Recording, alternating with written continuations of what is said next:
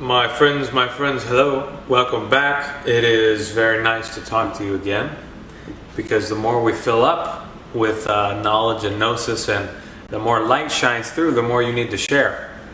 And so I had a friend talk to me the other day, and he's a healer, and he reminded me of something from my own life and doubtless from yours. When you kind of go through these processes, you start accumulating so much energy for yourself that there's going to come a certain time, that you're building, because this whole life, guys, everything we're doing is, we're trying to build, we're building momentum. Don't use that. You need to take the word try and throw it, eradicate it out of your vocabulary. Don't ever use the word try. You do it or you don't do it. Don't waste your time. Don't waste your time. Don't waste your time trying. Okay, so hey, speaking all of us here, because what was I saying earlier? So you have so much energy, you start accumulating so much energy and power and potentiality for yourself. You start figuring out how the movement and the momentum of life works. That you're gonna hit a certain point where you're going to have so much energy that you're going to transcend the body. You're going to feel like you're exploding, and you're going to walk around through the city streets or wherever you are, and you're going to be, you're probably not going to be able to take it anymore, because you're going to feel like a freaking, you're going to feel like a very bright light bulb in a very dark room. And you might ask yourself a stupid question like, am I the only one that could see this? No, is the answer to that. No, you're not the only one that sees and perceives what you're going through. So this is a joint effort. This is why we need to connect through these kinds of mediums and so we could speak and, meet in person and do this, because this is what makes the reality actually real and have some kind of meaning, is when you connect with a being that has a very similar energy. Or it has about as much accumulated energy as you, and it has an understanding and an understanding of certain things. Because you can't see, and very well as we progress on these paths, guys, you cannot hold a conversation with a being that doesn't comprehend certain things. It's going to be a very boring conversation, and we'll just leave it at that. It's going to be like you're talking to a brick wall. If they don't enter under and understand certain aspects of the reality of life that you do also. I want to talk about today, guys, time. Time. I mentioned this a few times before, and I didn't have time to talk about it. Guys, time is one of those things that every time I talk about it, I get goosebumps, I get shivers. Time, sure, it's an illusion, it's a social construct. But let me say this, the enemy on this planet, what they have done is they have stolen your time. The enemy on this planet, my friends, is a professional time thief. He is a kleptomaniac. That means he's obsessed with stealing your time. And he's really damn good at it, because he stole 22 years of my life. The programming on this planet has stolen precious time from me, and I'll never get it back in that way. The whole purpose of everything they do here, mark my words, these aren't my words, by the way, but listen to what's coming out of this mouth today, please. What the enemy has done is they have taken your time. All this manipulation, everything they're doing here is designed to steal your time. Why do you think we die so early? Our genes and our DNA is genetically programmed to die, by the way, which is unnatural.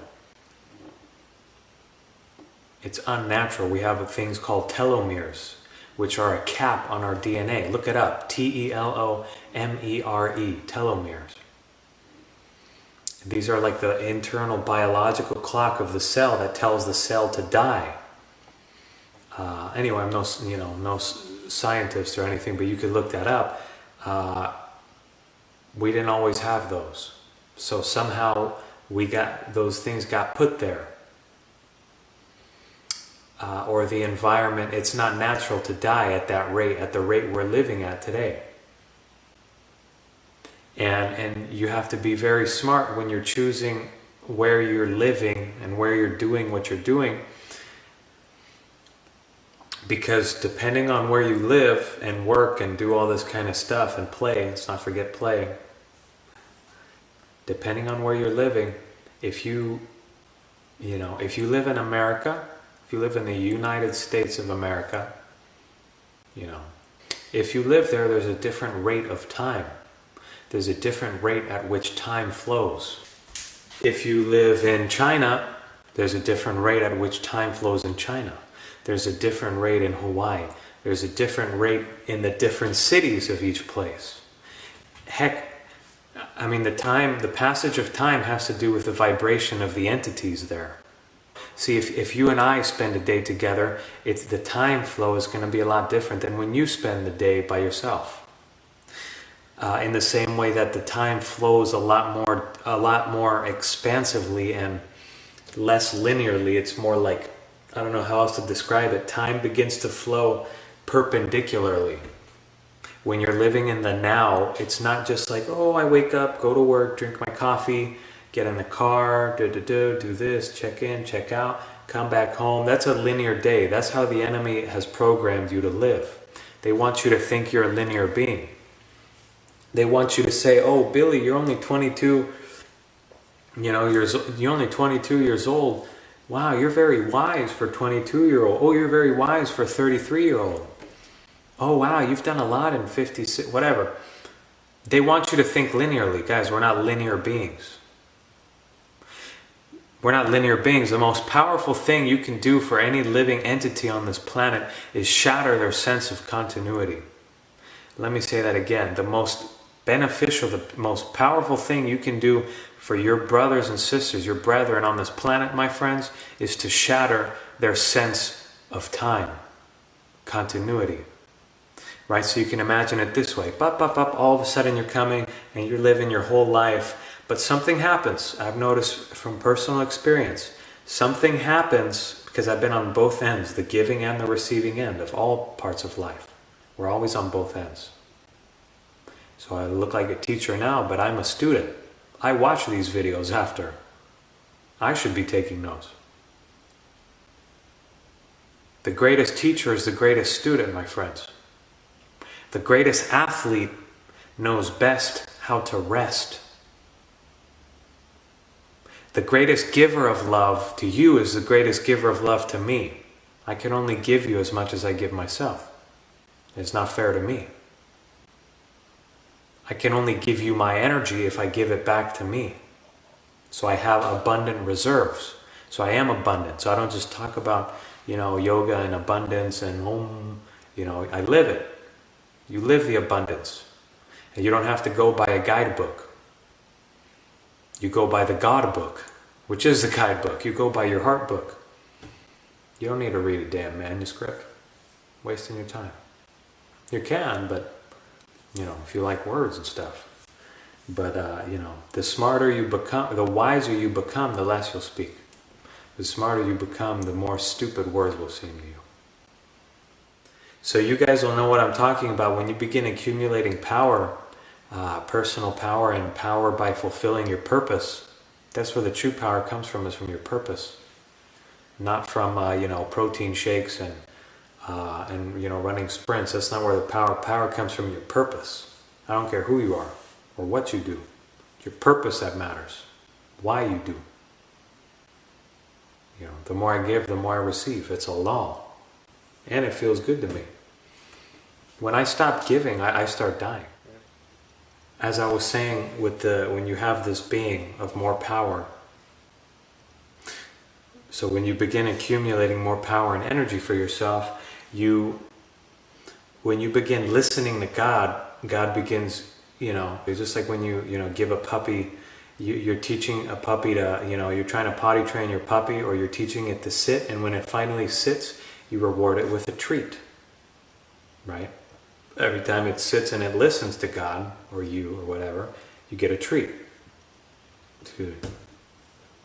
So, your spiritual powers come the same way. When you listen, when you obey, your spiritual powers are increased. And you know very well that, physically I'm not the most impressive guy. I mean, I'm beautiful and charming, and if I get it done well, I might look okay. I look pretty good. But my point is, you'd be in the gym and there's a dude that's 300, he's 250 pounds, he's benching, 400 on the bench press, and big dude, big manly, big buff stud, right? Like I used to be. Not that big, but I used to do that kind of stuff. Point I'm trying to make here is your spiritual power transcends physical power. So you could put yourself in a room with one of these guys, and this is what happens. Like a lot of times I'm in a restaurant, or I'm looking at a cashier in the eyes or something, or I'm just talking to somebody, and they get very nervous in my presence. They get very nervous. It's almost like they freeze. I could see, it's like their spirit almost, I see sometimes their spirit or their soul in their eyes recoils. It's almost like they're darting behind prison bars. I don't know if that brings a good image in your head. It's almost like, especially if the spirit has done something, or if the soul has done something that they don't want to be revealed, that they haven't admitted openly or confessed to themselves or to somebody else for that matter. If they can't admit these things, then and a lot of times in the presence of a more spiritually, I guess you could say, powerful or more spiritually aware being or energy field, whatever, they're going to, they're going to dart back, and so I don't even know why I'm saying this. I just found it interesting. Anyway, I might as well continue with this. Spirit kind of dictates what I talk about. For the most part, when I'm listening. See, because the more you heal yourself, the more people with sicknesses are going to be attracted to you. The more you heal yourself, the more you're going to attract sick people into your life, believe it or not. Because the sick have need of a physician. Healthy people don't need you. Sick people need a healthy person. You're the doctor now. They don't need to go to a damn hospital. You become the hospital. So just know that as you begin healing yourself, then it becomes your duty and your responsibility. Now, you don't have to save the whole day. You don't have to save everybody, but you have to. You got to know that your powers and your spiritual capabilities comes with. They are only given to you if you use them with love. So the difference between us and the powers that be, if you want to call them now on this planet, is they have spiritual powers, but they have no love. So their power cannot last. Their power is fake. Their power doesn't come from within. Their power comes from outside of themselves. Their power comes from, rituals with entities and this kind of stuff. You and I, we don't need to do that.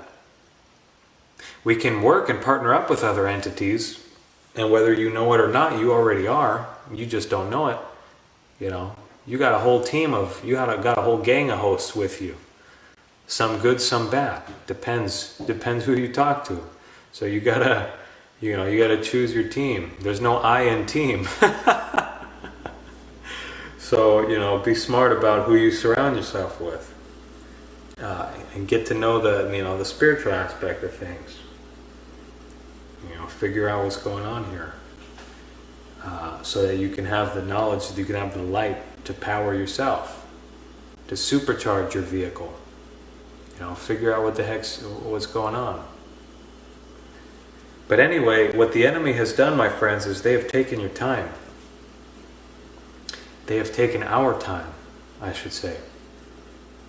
They want you, they don't see, just like in the Bible when you read, these people were over 800, 900 years old. I mean, that's not made up. in my humble opinion. I know we're damn well capable of being in bodies that live that long. Now, whether you want to be here that long is up to you. You might get bored.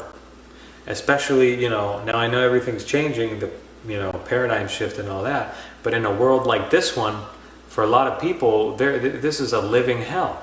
You say, man, I don't want to be here.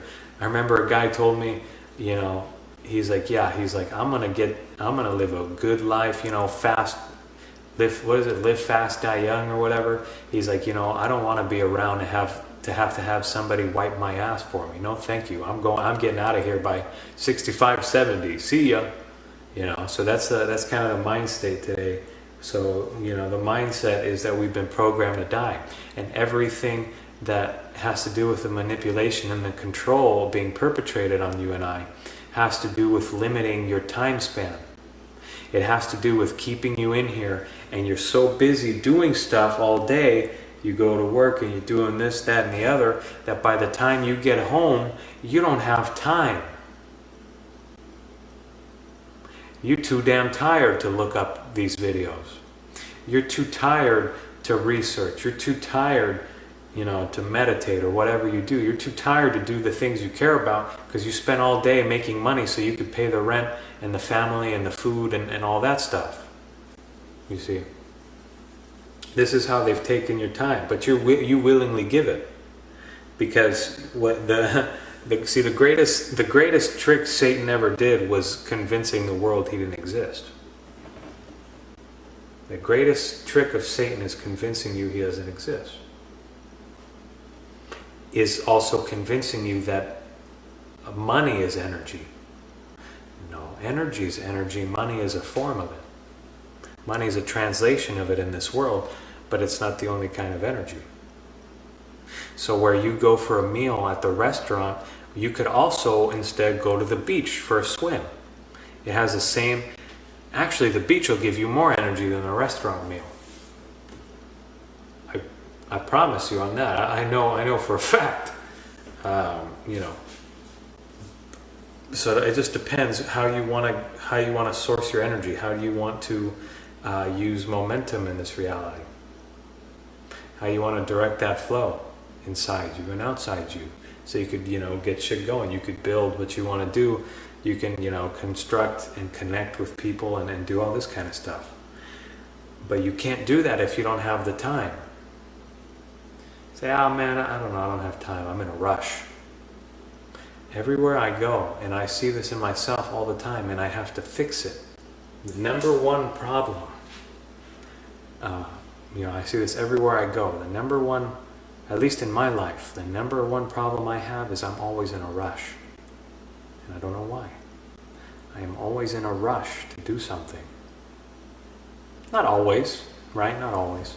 But a lot of the time I'm rushing to get this thing done, or get that thing done. To go from here to there, rush, rush, rush. Now I found a secret. Now I'm not the first one, but I've started using it. The secret, my friends, to taking back your time, so you don't feel like you're in a rush all the time. The secret to taking back your time and actually having some kind of impact here, not only on others but on yourself, you got to impact yourself. Screw me and everybody else. You have to fix you so that you can impact yourself, so that you're the most dangerous person to yourself, not to others. You got to save your own sorry ass. You think Jesus Christ is going to come and, some heavenly angel.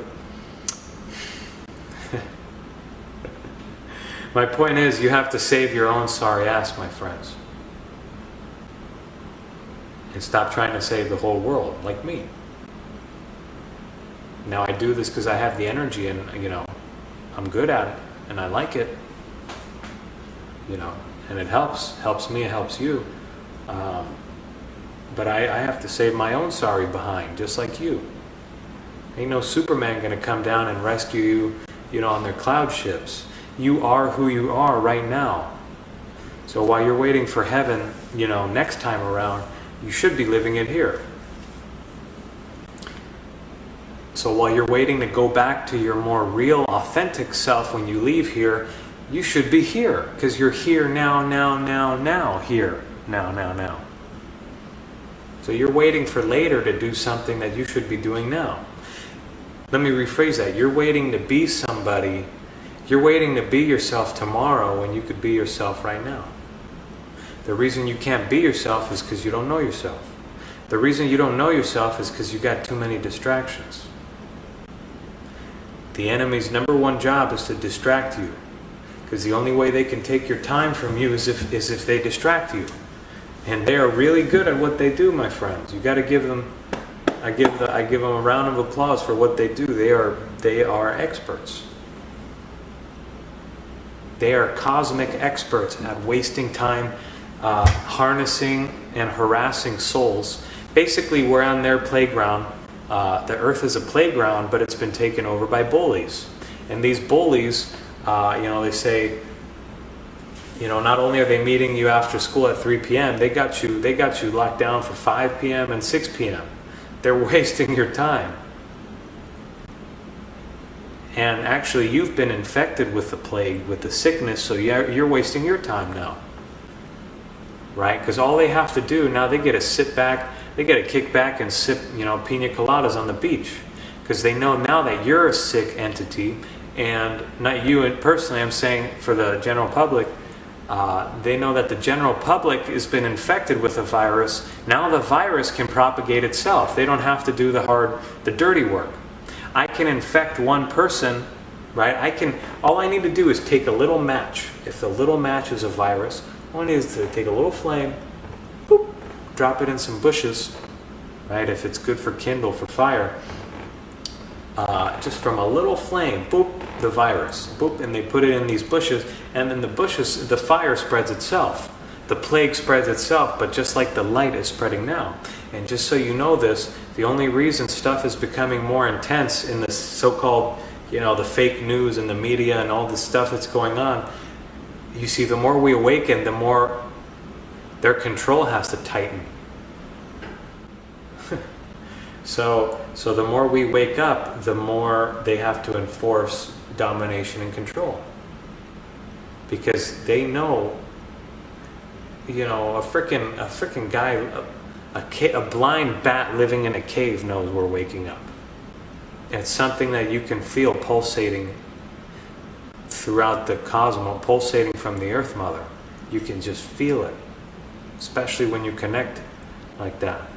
When you and I connect, you can just feel it. You feel that more and more of you is coming down here. You feel that you're embodying this projection of you more and more fully. And the way I like to think of it is like you're like in the spacesuit, which is a human body, and when you're kind of sleeping and starting to wake up from the dream, from the nightmare, really. It's almost like, you're kind of playing around with this spacesuit, you're checking out these robot hands. Again, there's the human body doing this. You're like, okay. And you look around you and your life's not that interesting, so you're not really there. Life's not that interesting, so you're not really there. Just like when a class is boring in school and you start to fall asleep. History teachers talking about Christopher Columbus and, the Indians did this and they had Thanksgiving. And it's not interesting, so you begin to fall asleep. You're not really there. Your spirit goes somewhere else. It's not interested. It's not interested. But, now you're figuring out the spacesuit. You become better at using it. You start feeling better. And then all of a sudden, because the internal work is getting better, the external reality reflects the internal work you've been doing. So all of a sudden, you become more interested in what's around you. Not in the sense that you're interested in the world, because again, friendship with this world makes you an enemy of God. Makes you an enemy of the Most High God. But if you're very friendly with this world, you'll be very friendly with, your homeboy, whatever you want to call him, that created this world. That's not the living God. It's the dead, the God of the dead, the God of the blind. The inverse. They're inverse. They flip everything on its ass. They flip everything on its behind, like this. So if you want to see the reality clearly, you need to flip everything on its ass, including your body. So you need to do handstands and headstands. So you can get some, you need to get that blood flowing and the cerebral spinal fluid, the CSF flowing, and because all that blood helps to clear out the gunk in your brain. So you got to get it circulating. For some reason a few years ago, I just started naturally gravitating towards headstands and handstands, and I spent a lot of time every day doing it. I didn't know why. It just started. It felt really good. And funny enough, oddly enough, that's when I started waking up. Was when I was doing all this gymnastic kind of stuff. I was doing Olympic rings and headstands and handstands. So when I really started waking up was when I started basically flipping my body upside down. So I started viewing the world upside down, and my blood, which is the life of the flesh, is in the blood. Your blood is a covering, and it serves as an atonement for your soul. That's a whole nother topic. But the cleanliness of your blood, I'll say this: the cleanliness of your blood dictates your life, my friends. You got good blood, you'll have a good life. Clean blood, clean life. Dirty blood, dirty life. Unclean blood is an unclean spirit. And you can know, I don't need to see your blood to know if you're unclean. I can tell by your words. I can tell by the words you use, my friends. I don't need to see you. Next time you listen to somebody, just listen. You can tell the quality of a spirit, if you want to use that term. You can tell the depth from the voice, the connection. Are they connected to themselves, to the to source or whatever? This stuff is your spirit man, as somebody put it. Your spirit man is in your vocal cords. So I can hear the spirit. It's through the voice. Why do you think, as I get more sensitive and I listen to music now and I hear people sing, I start crying like a freaking baby. Because it's like heaven to me. It's like the spirit is right there. Bam, it's right there coming out of the mouth. Wham. So you can tell the quality of a spirit by the quality of what comes out of the mouth.